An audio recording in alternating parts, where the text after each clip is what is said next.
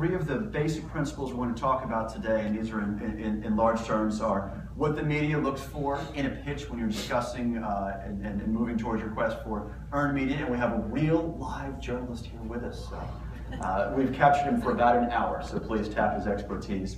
Immediately to my right is Chris Davies, who is a tech writer and gadget addict who curates and contextualizes the best in consumer electronics, connected devices, digital lifestyle for leading independent website SlashGear, which is just terrific.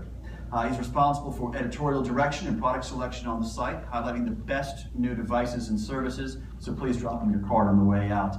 And he also, and this is what I enjoy most about SlashGear, offers a real-world voice on value and usefulness in their reviews and their comprehensive editorials. So Chris, welcome. Thank you for being with us. Chris, let's start with you. I'm joking about having a journalist here, but it's nice to have you on this side of the table in a bit of a safe place. What do you look for? What do you like to see? What gives you headaches and makes you pound your head on the table when you're talking to people who want to be in the media and want that earned media from you? Well, please, okay. Dive right in. Yeah.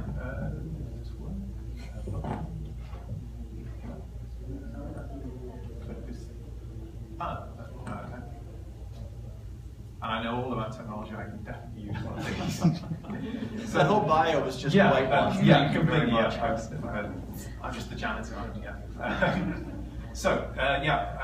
want to talk to you about pitching on a budget, or my subtitle kind of how to get a journalist's attention without getting them drunk first. Now, I'm Chris Davies, as Tyler said. I write for the technology site SlashGear. This is a picture of me sat at a very expensive Las Vegas party at CES earlier this year, and as you can see, I'm ignoring the skyline altogether, and I'm on my computer because I'm looking probably at email.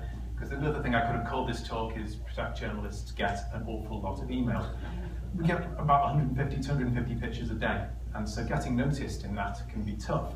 The big tech sites out there are writing maybe upwards of 40 news articles a day, and every day has its trends and its hot topics, and they're shaped both by the companies and the producers of devices that are telling us about their products, but they're also shaped by the readers and what they want to see more of, and we're getting real-time statistics on what they're looking at and what they're interested in. So, like a delicate tree fungus, or maybe the chest burster in Alien, PRs and press have a symbiotic relationship, and our goals do sometimes align. You want to get the best coverage for your clients, and I want to write really, really great stories for my readers. And that's not to say that we're not going to be antagonistic or difficult or awkward sometimes, but we all want the truth. It's just that sometimes what we both think of as the truth is subjective. Now, there's no magic bullet to getting good coverage, unless you're Apple. And even the best story can be dropped for a variety of reasons. Maybe the readers aren't interested in that, maybe something else comes along that's more interesting on that day. But smarter pitches work more, and they needn't be complicated. When I say work more, I have a double meaning really. They work more in that they get you more coverage, but they work more in that they take more effort on your part. So I asked some of my friends in the media kind of what are the things that people do out there in PR, out there in companies, what are the mistakes they make, what goes reaching for the trash button, and they had quite a few different ideas. So, your product's unclear. Is it hardware? Is it software? Is it a service? Is it going to ship now, or is it going to ship next year, or is it a Kickstarter? And it's funny, we've had an awful lot of Kickstarter and crowdfunding campaigns over the past few months, and people talk about them as pre-orders, but in fact, there's no real guarantee that that product's going to launch, and that can sometimes feel a bit deceptive, and that's something I'm going to want to tell my readership about.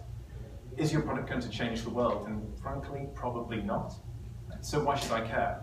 And that's all about putting it into context, and it's kind of a big confusion there about what context means, and you don't have to tell the story, because that's my job. But I do need a better understanding of why I should care about what you're trying to sell me.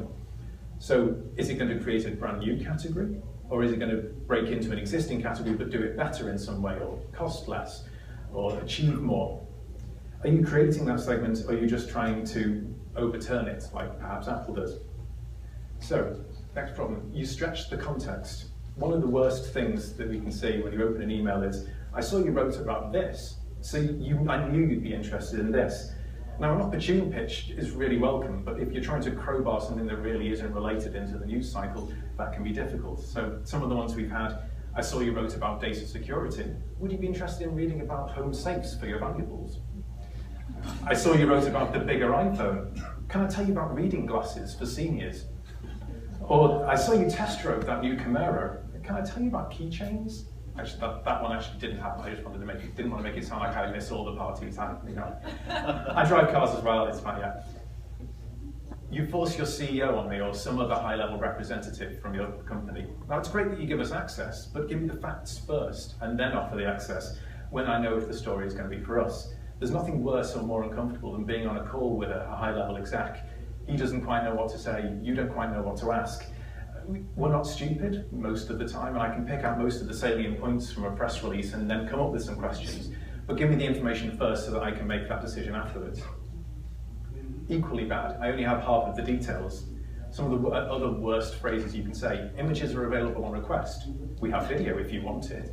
Can I send you that information? Now, a Dropbox folder is great. You just dump everything in there, you can send it out, I can send it to my other writers. It seems like there's a fundamental misunderstanding or an assumption that I maybe don't want to know the full story, or that I'm communicating with my readers by semaphore, and so images aren't really important. And while I'm talking about images, they shouldn't be huge, but they shouldn't be tiny in the size of postage stamps either, and try and keep them to a format that kind of is ubiquitous, like JPEGs or PNGs. Another problem, you disappear. Now, I'm not expecting you to be on call 24/7, but an out of office 5 minutes after you've sent your pitch doesn't really help. Now, the biggest asks I usually have are price, availability, and photos. So if you include them straight away, that's fine. You're allowed to go to the bathroom. If you don't know my site, I'm not expecting to have an encyclopedic knowledge, but it's a good idea to at least be familiar with what the people you're pitching to actually cover. So do we cover the kind of technology? If we're a consumer tech site, do we cover enterprise news? Do we feature infographics? And the answer to that with most sites is usually no. Do we welcome guest posts? And if you hide the bad news and I end up feeling tricked, you call it a pre-order, but it's a Kickstarter. It's old news, but you're trying to present it again, or there's no pricing or release date. It's the best way to turn a journalist off and make sure that I end up hitting the delete button rather than actually writing about it. Chasing me. Now, a polite reminder is often appreciated. As I say, we get a lot of email, and it's nice that you bring it back up to the top of my inbox. But hounding me with calls and emails invariably isn't welcome. If you haven't heard back, I'm probably not interested. And if your news suddenly goes big, then I'm going to be the one that's chasing you. So, what's the perfect pitch? A product that's suited to my site, with an interesting angle that you can tell me about. One of my writers said, if you can't tell me in the first 50 words what it is, why I should care, and give me a link, then I'm going to hit delete on it. A pitch with interesting images and video and full details and a speedy follow-up. I don't expect you to write my story for me, but I do expect you to give me the pieces so that I can write that story myself. And if you want to stalk, find me. I'm on Twitter, you can get me by email, I'm obviously on /Slashgear.com, or you can column me at the end of the talk.